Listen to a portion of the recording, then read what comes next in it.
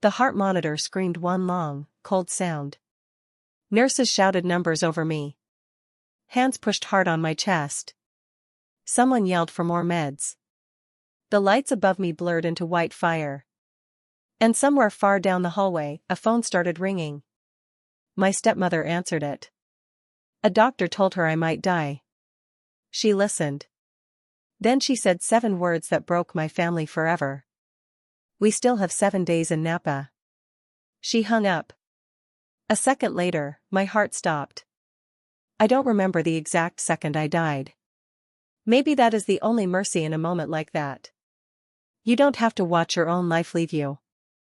1 second, I was walking across the motor pool at Fort Campbell with a clipboard in my hand, checking maintenance logs with Sergeant Morales.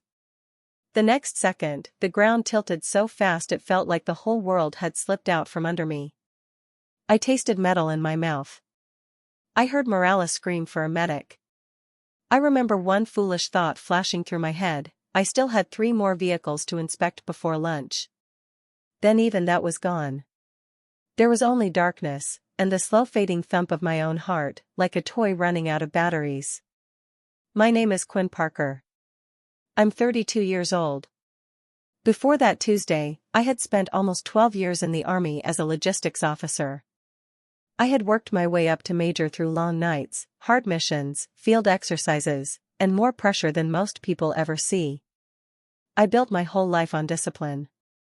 I built myself into someone strong because, somewhere along the way, I learned a painful truth. If I fell, I could not count on anyone to catch me. That is why the cruel part hurts so much. The one time I truly needed someone to catch me, I was already flat on the ground, and the people who should have cared most were busy packing for wine country. The medics later called it an extended resuscitation event. That is the clean, cold medical phrase. Here is the real one. They brought me back from death more than once. While they fought for every breath inside me, the hospital made the normal call. Emergency contact. My father, Daniel Parker. But he never picked up his own phone. My stepmother, Vanessa, did.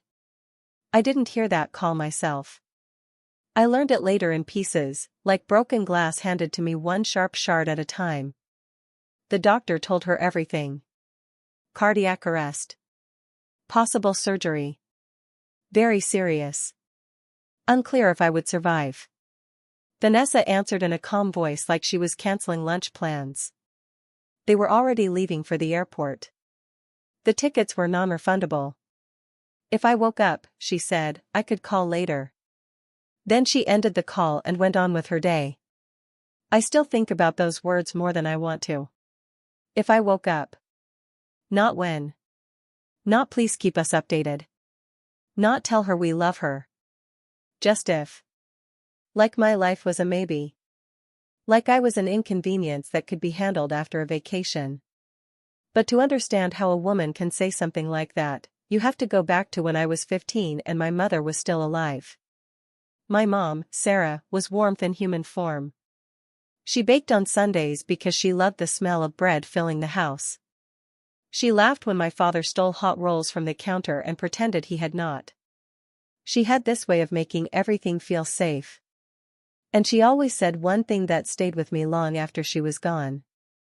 Family isn't about blood, Quinn. Family is about who shows up. She died of ovarian cancer 11 months after doctors found it. I was 15. My father was shattered. Some nights he sat alone in the driveway, staring at nothing, like his soul had been scooped out of him. I did not blame him for hurting. I was hurting too. But grief changed him in ways I didn't understand then. Less than a year later, Vanessa came into our lives. She was pretty, polished, always perfect. She smiled with her mouth, never with her eyes. She could praise you and somehow make you feel small at the same time. At first I told myself I was imagining it.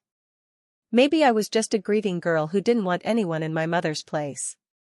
But then the little things kept happening. She forgot to tell me about family dinners.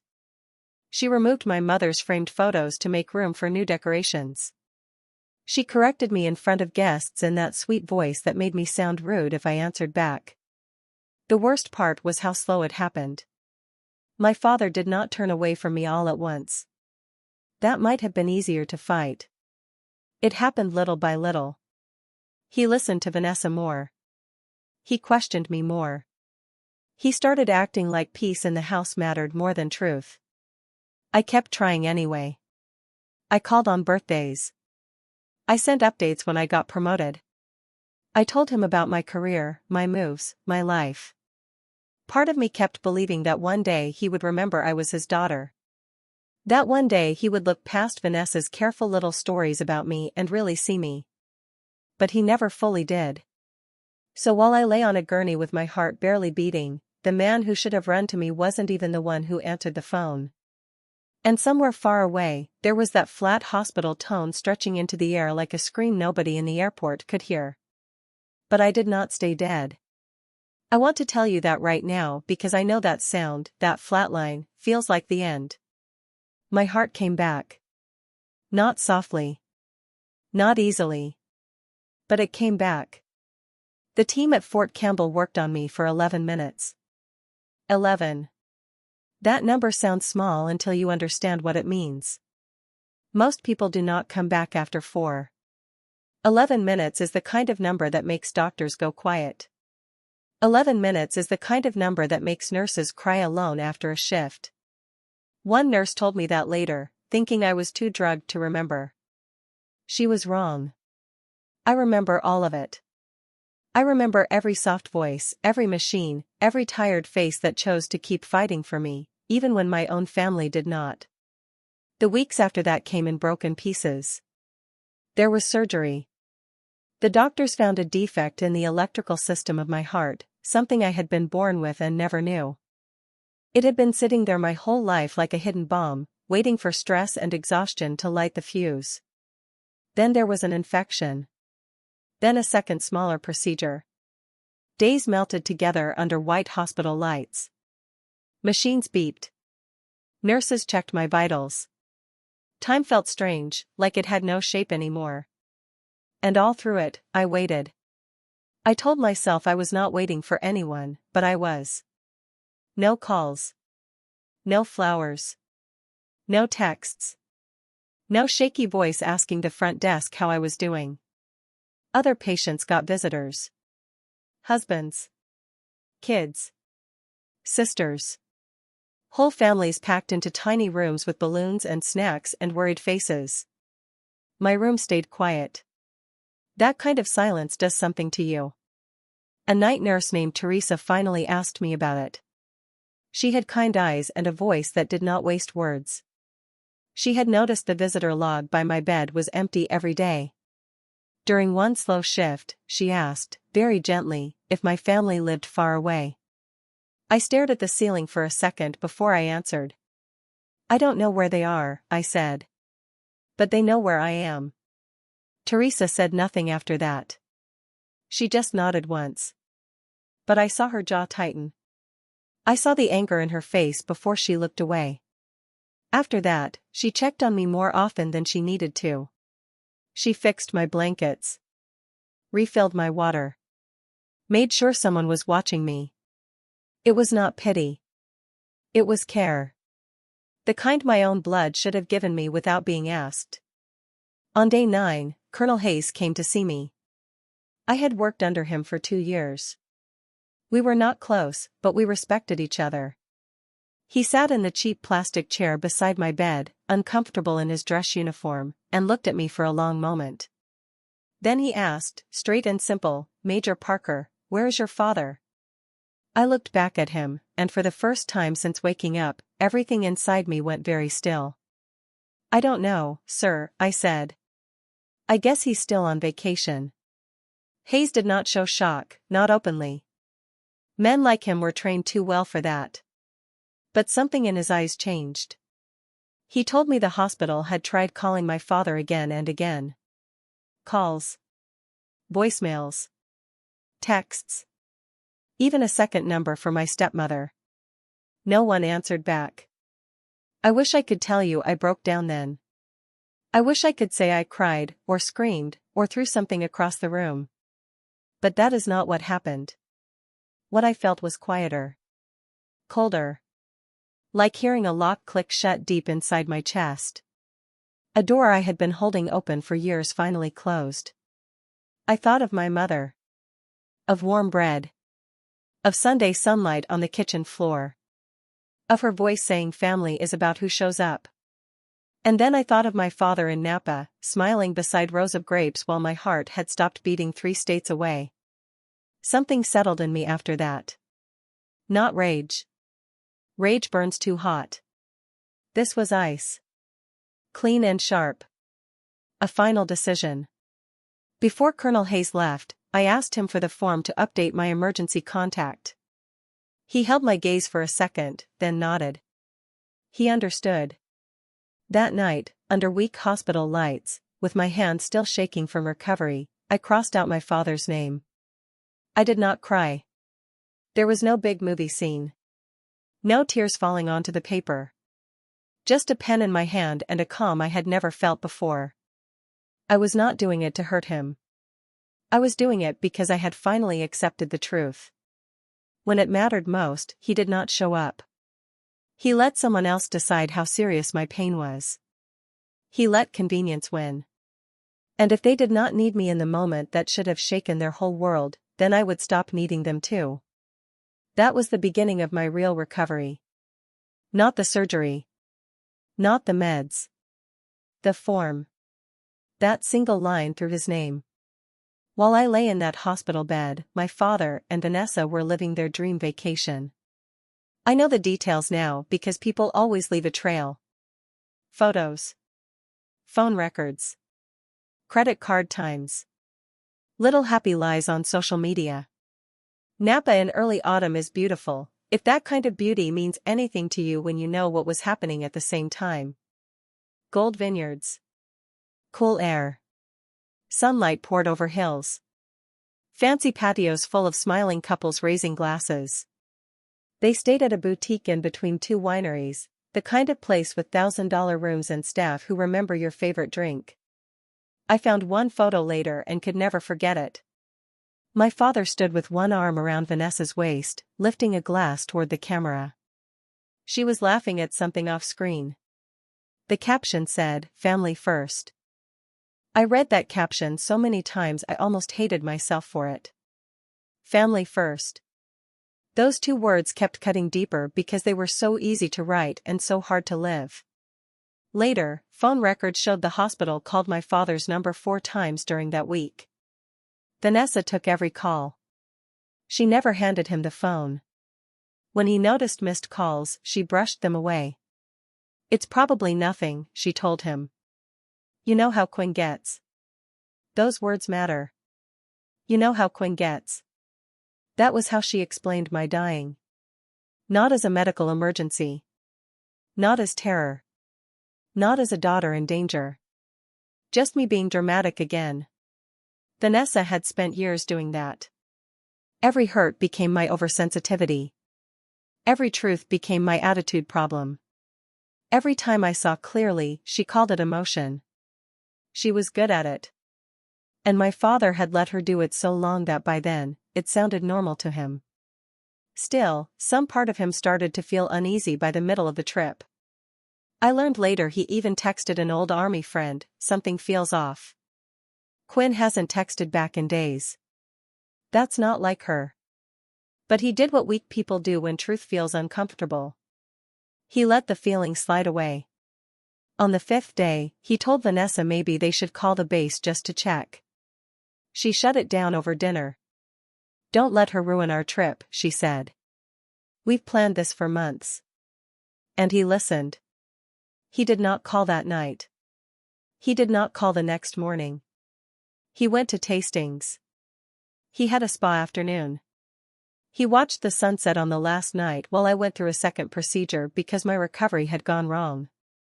It was not until they were packing to leave, standing in that quiet hotel room smelling like expensive soap and clean towels, that he finally called my phone. It rang and rang. Of course it did.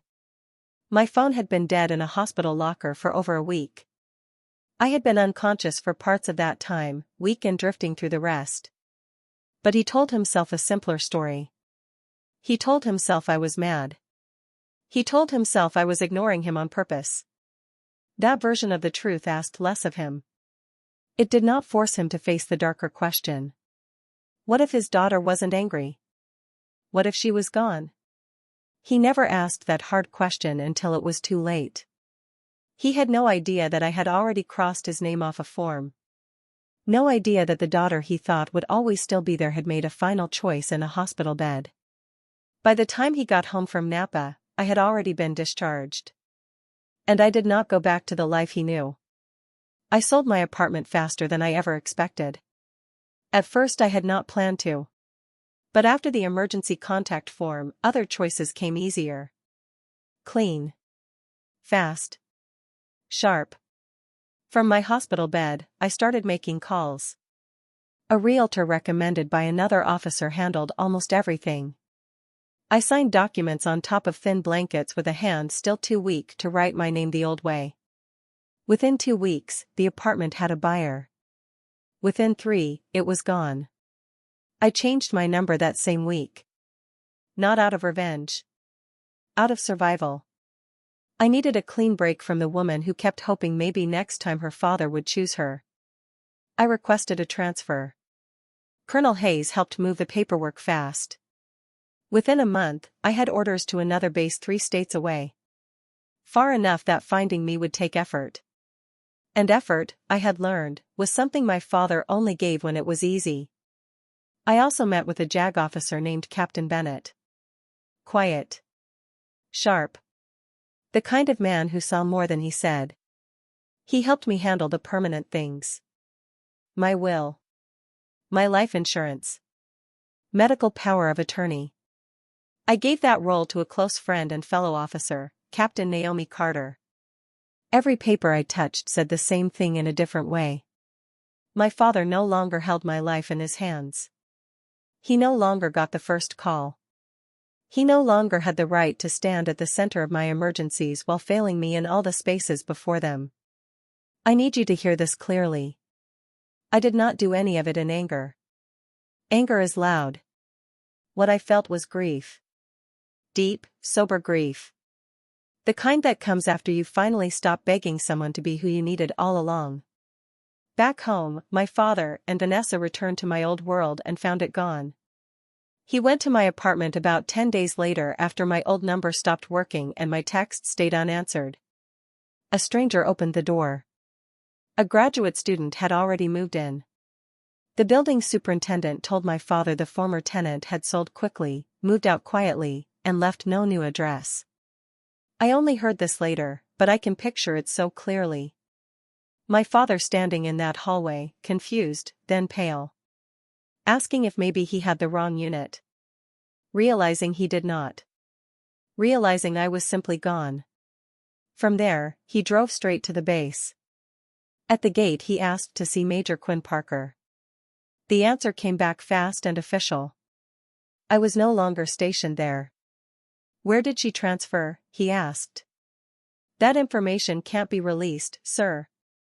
For the first time in his life, he knew what it felt like to be shut out with no door left open. That was when fear finally found him. Real fear. Not annoyance. Not guilt he could push aside. Fear. He started calling old army friends, old contacts, anyone who might know something. Some truly didn't. A few did and stayed loyal to me. For the first time, he had to face a truth he had ignored for years. He had lost his daughter. Not because she died. Because she chose a life that no longer included him. It took him almost 2 months to ask for my full hospital records. Captain Bennett warned me the request had come through. Since my father had still been listed when I was first admitted, he had certain rights to the records from those first moments. Bennett asked if I wanted to know when the file was sent. I told him no. What he did with truth was not my job anymore. But later, in the only real conversation we ever had about it, my father told me what happened when he read those pages. He sat at his kitchen table on a Sunday afternoon and opened the file. Vanessa was in the next room. By page 3, his hands were shaking. He saw the words cardiac arrest. Extended resuscitation. Uncertain survival. He saw note after note showing the hospital tried to reach him and got nothing back. Then he saw the timestamps. The first call. The second. The third. The fourth. He matched them in his head with the trip. Day 2 wine tasting. Day 4 spa afternoon. Final night dinner. Every medical crisis in my file sat right beside a memory of him relaxing, eating, laughing. He told me later it felt like watching 2 movies play on top of each other. In one, his daughter was dying. In the other, he was smiling with wine in his hand for a picture under the words "Family First." That image finally broke through every lie he had let himself believe. He confronted Vanessa. I was not there, but I know enough. He said it was the worst fight of their marriage. She did not fold. She did not weep. She did not suddenly become human. She clung to the same poison she had fed him for years. I exaggerated. I was dramatic. Doctors make things sound worse than they are. She almost died, my father shouted at her. She died for 11 minutes. You told them to have her call back later. Vanessa still would not apologize. She kept protecting the story she had built about me since I was 16. Too emotional. Too needy. Too much. My father slammed his hand so hard on the table that a coffee mug cracked. He told me that was the first moment he looked at his wife and felt like he was staring at a stranger. But even then, the bigger truth was still waiting. Vanessa had done something cruel. Yes. But he had allowed it. That was the part that shattered him. After that, he truly started searching for me. Not casual concern. Real searching. He drove to bases where he thought I might be. He called former commanders. At one point, ashamed and desperate, he even hired a private investigator. The result was the same everywhere. Information not authorized for release. She does not wish to be contacted. We can't help you. One former colleague finally looked him in the face at a veterans event and said the one sentence no paperwork had said out loud. She doesn't want to see you. I think you already know why. He told me that line hit harder than my hospital records. Because it proved this was not a misunderstanding waiting to be fixed. It was a door closed on purpose by a daughter who had run out of reasons to keep waiting. 3 months later, I made lieutenant colonel. 3 years passed after that. They were not easy years, but they were steady years. I poured myself into my work. I built real friendships with people who showed up in the small ways that count. I dated another officer named Ethan for a while. It ended quietly, without drama, just life moving the way life does. I adopted a scruffy dog named Scout after he wandered near a training site and refused to leave my side. Somewhere in that new life, peace found me. Not perfect happiness. But peace. The wound scarred over. Then one ordinary Tuesday in March, an envelope arrived at my current address. No return address. Just my name in handwriting I knew right away. My father's. Slightly slanted. Careful. The same hand that once signed my school forms when he was still just dad and not a man I had to remove from my emergency contact. I let that letter sit on my kitchen table for 2 days before I opened it. Scout stayed by my feet the whole time, like he knew something big was waiting inside that paper. When I finally unfolded it, I found several handwritten pages. What shocked me most was what was not there. No excuses. No twisting. No blame. He wrote about reading my hospital file. About the timestamps. About the mud cracking when he confronted Vanessa. About driving to bases, chasing dead ends, hearing from my old colleague that I did not want to be found. And then he wrote the sentence that made my chest tighten. I spent years letting someone else decide how much your pain mattered. I told myself I was keeping peace.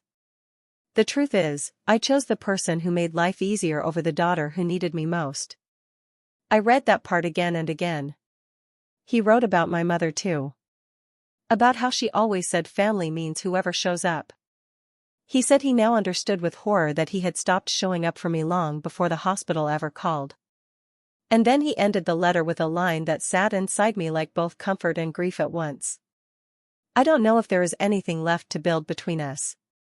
But I wanted you to know I finally see what I lost. I hope you are happy.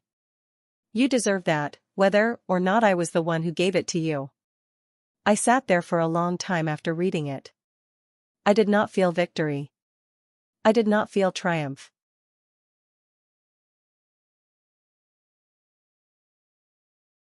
I felt grief for what might have been if he had learned these truths 10 years earlier, or even 1 year earlier. But tucked inside that envelope was one more thing. A cream-colored invitation to a ceremony 1 month away. My father arrived 45 minutes early. I know because I saw him from the hallway near the staging area. He paced across the polished auditorium floor in a suit that looked new, like he had bought it just for this day. He kept checking the entrance. Then his watch. Then the entrance again. I had not told him much, only what was on the card. He did not know I was being honored for actions during a field exercise the year before, when I pulled 2 soldiers to safety during an equipment failure. I had sent the invitation on purpose. Not for a reunion. Not for a hug. I wanted him to see me. To really see me. The woman I had become after surviving a week when wine and silence mattered more to him than his daughter's life.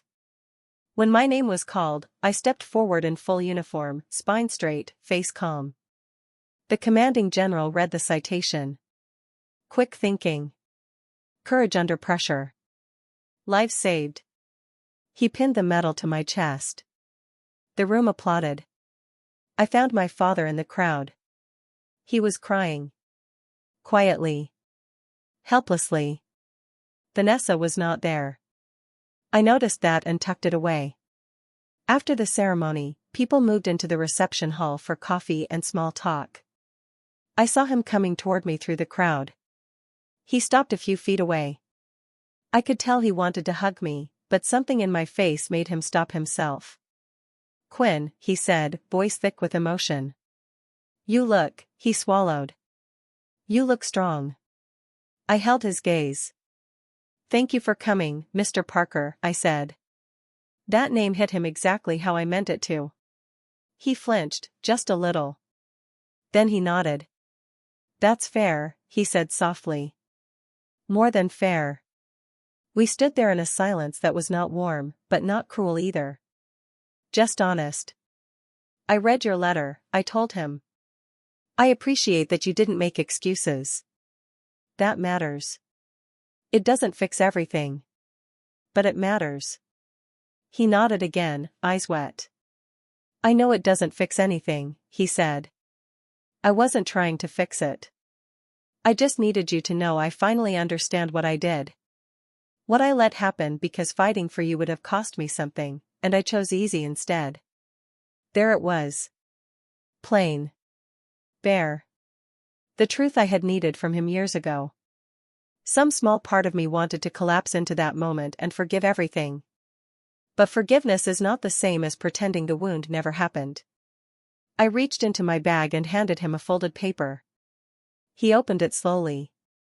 It was a copy of my current emergency contact form. He read the line where father had once belonged. Removed.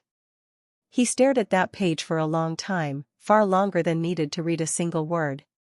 His thumb ran across the edge of the paper like he needed something solid to hold on to. I understand, he said at last, and his voice sounded different now. Quieter. Broken open. I didn't do this to punish you, I told him. I did it in a hospital bed because I had to survive losing you before I could start living again. I'm showing you now because you deserve the truth. The same way I deserved it all those years and never got it. He folded the paper back along the crease with careful hands. For what it's worth, he said, I'm going to spend whatever time I have left trying to become someone worth having in your life again. Not because I expect it. Because it's right. I nodded once. That's your choice, I said. What I choose is mine. We did not hug. We did not cry in each other's arms. There was no perfect ending wrapped up with pretty words. Real life is not kind enough for that.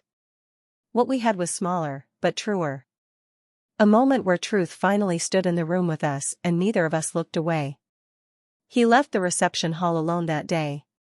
I watched him walk to his car with shoulders bent under a weight he had finally stopped pretending was light.